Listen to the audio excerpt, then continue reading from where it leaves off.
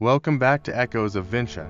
Today, we're diving into a fascinating topic, the politics and governance of the ancient Vincha civilization. What did power and leadership look like in this prehistoric society? Who made the big decisions? And how did they manage to create one of the most advanced cultures of their time? Spoiler alert, it's way more complex than you'd think. Let's dig into the ancient world of Vincha politics and management. 1. The foundations of Vincha society. To understand the politics of the Vincha, we first need to take a step back and look at the society as a whole. Vincha settlements were some of the earliest urbanized communities in Europe. Dating back to around 5700 BCE, they developed sophisticated pottery, tools, and even early forms of writing, which is considered one of the oldest proto-writing systems in the world. Archaeological findings suggest a highly organized society, with distinct roles for different members. Artisans, farmers, traders, and spiritual leaders all played crucial roles. This division of labor hints at a system of social hierarchy, which naturally leads us to the topic of leadership. The layout of Vincha settlements also reveals a level of social order.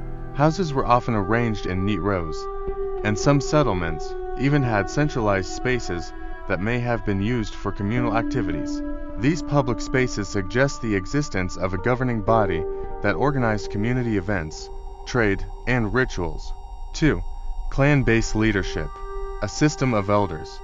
Many scholars believe that the Vincha likely followed a clan-based system of governance. Elders or respected leaders from each clan may have formed councils to make decisions for the community. Think of it like an ancient form of democracy, or maybe more like a tribal senate. There's evidence of communal decision-making spaces in certain Vincha settlements. These areas may have been used for gatherings, discussions, or even resolving disputes.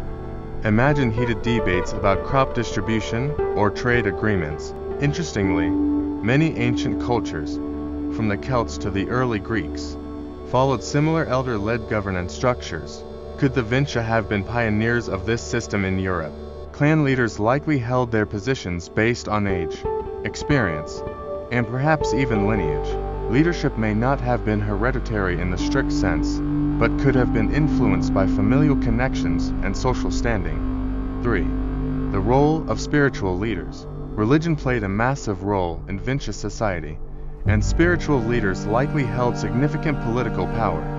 These leaders may have served as intermediaries between the people and the gods, offering guidance on everything from agriculture to warfare. Some artifacts suggest rituals involving fertility, nature, and possibly even ancestor worship.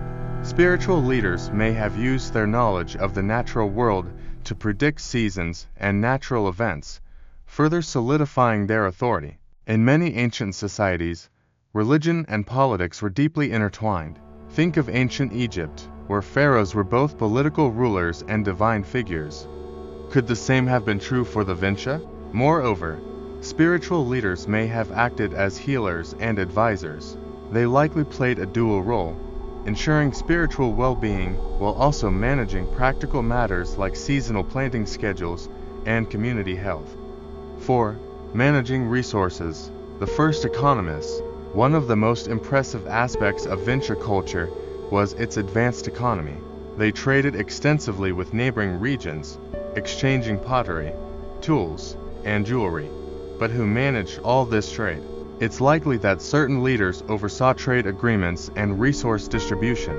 They may have also implemented early forms of taxation, perhaps in the form of goods rather than currency. Imagine living in a world where your taxes were paid in grain or livestock. It's a far cry from modern economics, but it shows just how advanced the Vincha were for their time. Leaders may have also organized communal storage facilities for surplus goods. This would have provided a safety net in times of famine or poor harvest. The ability to manage resources effectively would have been a crucial factor in maintaining social order and ensuring the community's survival. 5. Conflict resolution and law enforcement. No society is without its conflicts, and the Vincha were no exception. Disputes over land, trade, or personal matters would have been inevitable, but how were these issues resolved? Archaeologists have found evidence of meeting spaces that may have been used for trials or hearings. Elders or spiritual leaders likely acted as judges, ensuring fairness or at least what was considered fair by ancient standards. Some scholars speculate that exile or banishment may have been the ultimate punishment for serious offenses. In a close-knit society like the Vincha, being cast out would have been a severe consequence.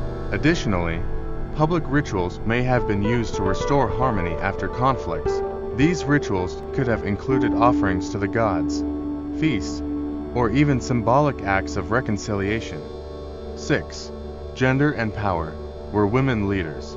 One of the most intriguing questions about Vincha politics is the role of women. Some artifacts, including figurines and burial sites, suggest that women may have held significant power.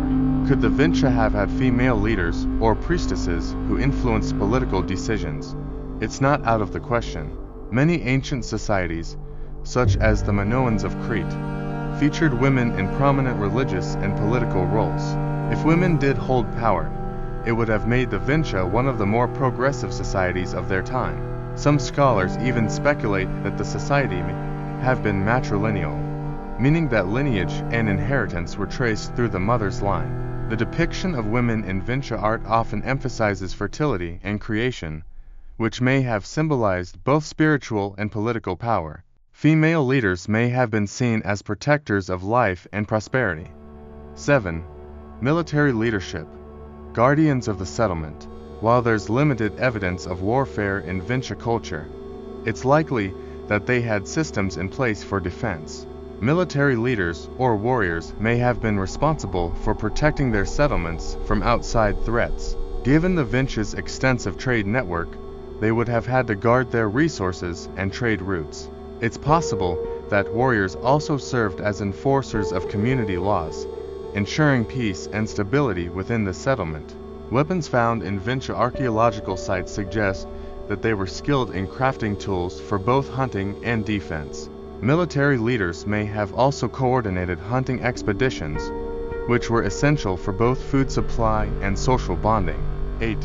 Rituals and political power. The Vincha's political structure may have been closely tied to their rituals and ceremonies.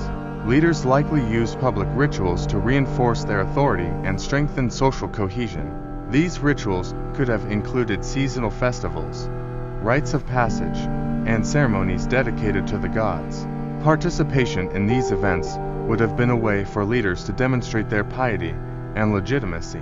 Archaeological evidence suggests that some Vincha settlements had designated ritual spaces, such as altars or sacred enclosures.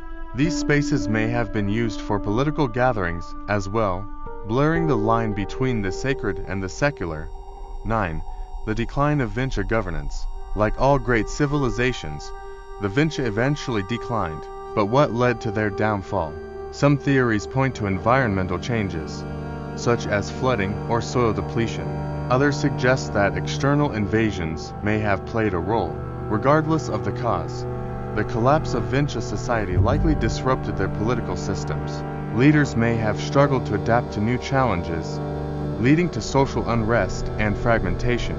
The decline of trade networks and resource scarcity would have further weakened the social fabric. Without a strong central authority, Vincha communities may have splintered into smaller, more isolated groups. Conclusion. Lessons from the past. And there you have it, a glimpse into the fascinating world of Vincha politics and management.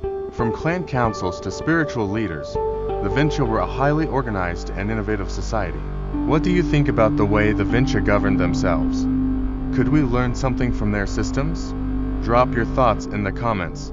If you enjoyed this deep dive into ancient politics, make sure to like, subscribe, and hit that bell for more episodes of Echoes of Vincha. Until next time, stay curious and keep exploring the mysteries of the past. See you soon.